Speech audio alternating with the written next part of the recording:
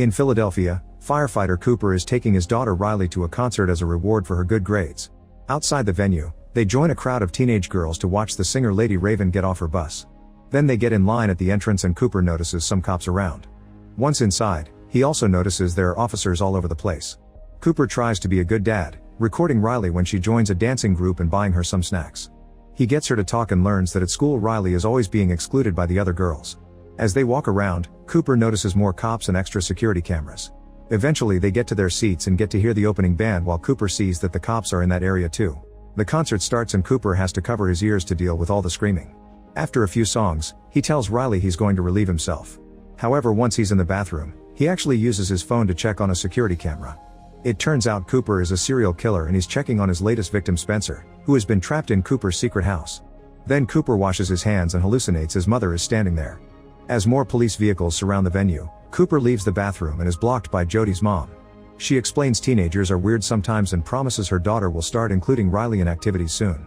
Cooper returns to his seat just in time to hear Raven talk about her missing father and how she learned to move on. She asks her fans to use their phone's flashlights and the place lights up while she plays the piano.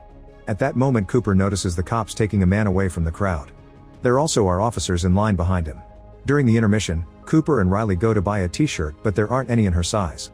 The seller Jamie promises there are more coming, and Cooper uses the chance to ask about the cops.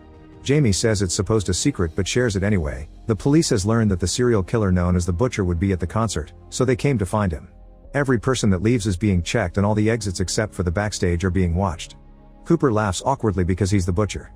Afterward he drags Riley through the venue while pretending he wants a snack, when actually he's checking the exits and confirming that they're all blocked by cops. Cooper notices a drunk woman standing by the stairs and subtly gives her a push to make her fall. The cops at the entrance run to check on her and Cooper tries to leave, only to discover even more officers outside. With no choice, he goes back to the concert with Riley. Lady Raven announces there's a special guest and the ground opens for a platform to raise with another singer. Cooper stares at the open hatch and tells Riley it would be fun to get in there to see where it takes them, but Riley calls him out on his weird behavior. He has to stay not to be suspicious and he stares at the hatch close with frustration.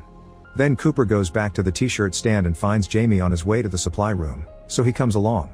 He notices Jamie using a keycard to access the room, so when they're inside, he pretends to help him move the boxes to steal it. The topic of the Butcher comes up and Jamie admits he's been obsessively following the case.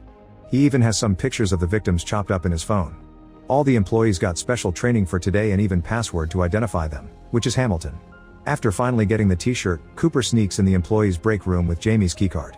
The cops are there going over the information they have and they agree that if they find the Butcher, they must take him away from civilians. Cooper hangs Jamie's card on his jacket to pretend to be an employee and goes through the group to reach the snack table so he can hear them better. Nearby there's a picture of his latest crime scene. When a cop asks for sugar, Cooper quickly finds it to look friendly and cooperative. On his way out, Cooper steals a radio from a police bag. In the corridor, Cooper is blocked by Jody's mom again and she gets angry when he tries to ignore her. Their argument gets the attention of two cops, but they're interrupted when they hear a man scream. The two officers rush to the entrance where other cops are arresting the man. This time Cooper also notices Josephine among them. Back on his seat, Cooper discreetly puts on an earbud and listens to the police radio, learning they've already confirmed that the man they arrested was the wrong guy. He was just a thief that panicked because he thought the cops were there for him.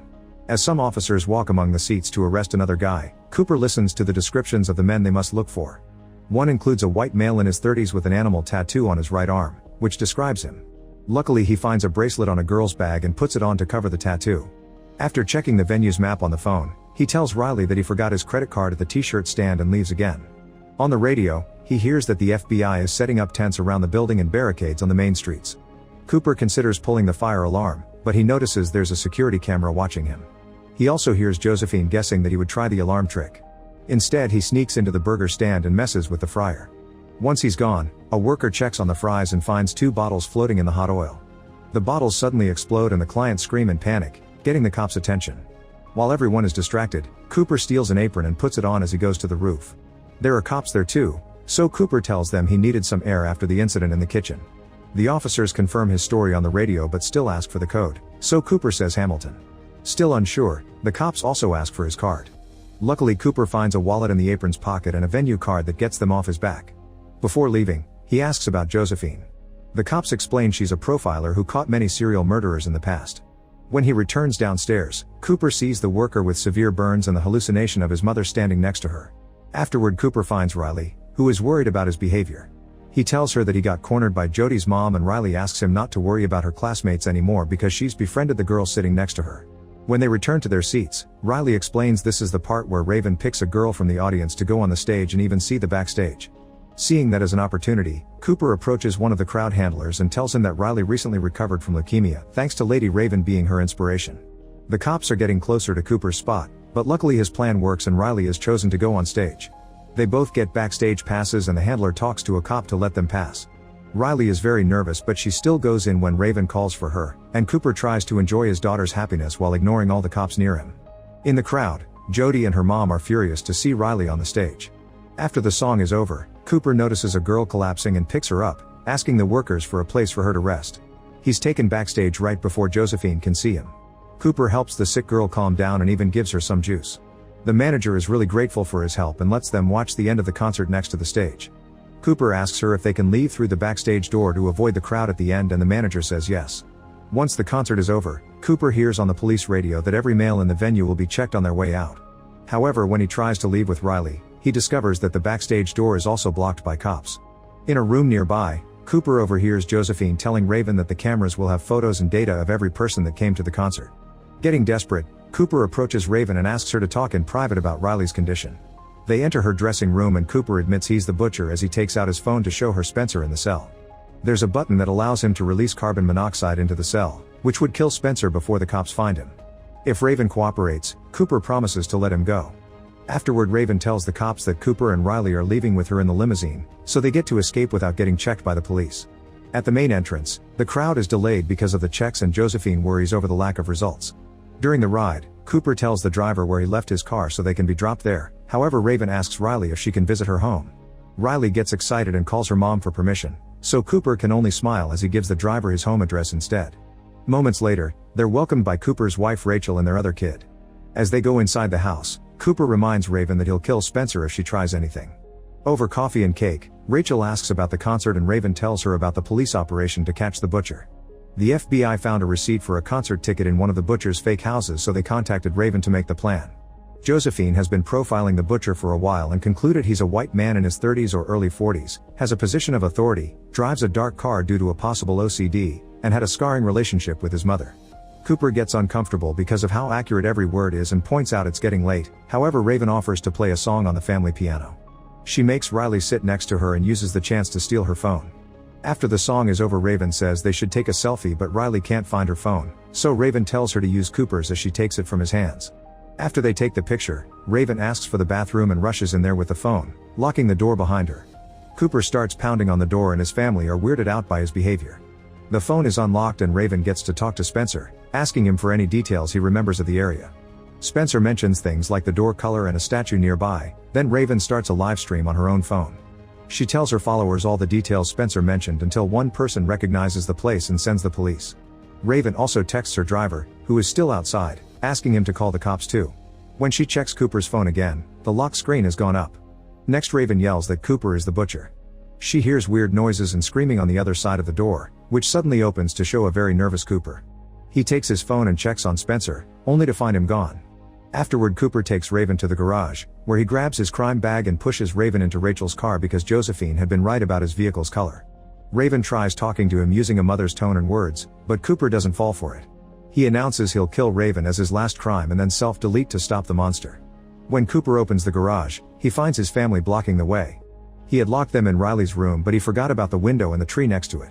Cooper is in shock because his two lives have finally collided and Raven uses the chance to leave the car. At that moment, the police arrive and take the family to safety while Cooper runs to his closet to move some things.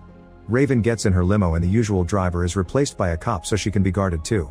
The officers burst into the house only to discover a hidden tunnel in the closet that allowed Cooper to escape through the neighbor's yard. Moments later, the limo stops and the cop comes to the back seat to handcuff Raven to a metal bar.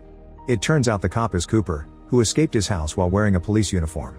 Then he keeps on driving while announcing he'll take Raven to one of his secret houses to kill her, an urge he's had since he saw her on the stage. When the limo stops at a red light, Raven opens the window and tells people to call the police. A crowd gathers around the car and don't let it advance. While Cooper notices his wife left some clothes in the car, Raven keeps struggling with her handcuffs until the manages to rip the bar off. She rushes out of the limo as the police arrive, causing the crowd to step back in panic. The officers open fire and destroy the limo, but when they check inside, they find it empty. Cooper has escaped by putting on a hoodie and mingling in the crowd. Afterward, Raven is taken to one of the crime houses, where she thanks her fan for the help and checks on a rescued Spencer. Meanwhile, Rachel returns to her house after dropping the kids at her sister's. Josephine thinks she should be hiding too, but Rachel wants to be here. After assigning some cops outside, Josephine leaves. Rachel watches the video they've found on the security cameras of Spencer's kidnapping and makes some tea. Suddenly she's startled by Cooper, who has sneaked in unnoticed. Cooper thinks his wife set him up, so Rachel has to admit it. Some weeks ago, she started to suspect that Cooper was having an affair, however she realized it was something else because his clothes smelt of hospital cleaning fluid. She also heard him lied to a neighbor in front of her in such a convincing way that it gave her chills. One day Rachel followed him to one of his other houses and left the ticket receipt before anonymously calling the police, hoping they would prove her wrong. Cooper takes off his shirt because of the smell and grabs a knife, ready to attack. Rachel distracts him by asking him to finish the pie Riley made since today was supposed to be a celebration. Cooper agrees to eat after seeing Rachel take a bite. He explains how dead victims usually give him a sense of peace, but Rachel has made him angry, so he wants to kill her before self-deleting. Suddenly Cooper starts feeling dizzy and realizes Rachel has found the sedatives in his crime bag, which she added to the pie. As he stands up, he hears his mother and finds her at the door calling him a monster. Cooper cries and tries to approach her, only for the cops to surround him and tase him. A furious Cooper jumps on an officer to knock him out, but before he can go for the other one, Josephine joins with another taser and they successfully bring him down. When a handcuffed Cooper is dragged out of the house, he asks for a second to pick up Riley's fallen bicycle. At that moment the cops bring the kids back and Riley hugs her dad before he's taken away. In the back of the police truck, Cooper reveals he stole a spoke from the bicycle and now uses it to pick his handcuffs off while laughing. Later Jamie sees Cooper's face on the news and freaks out because he helped a criminal.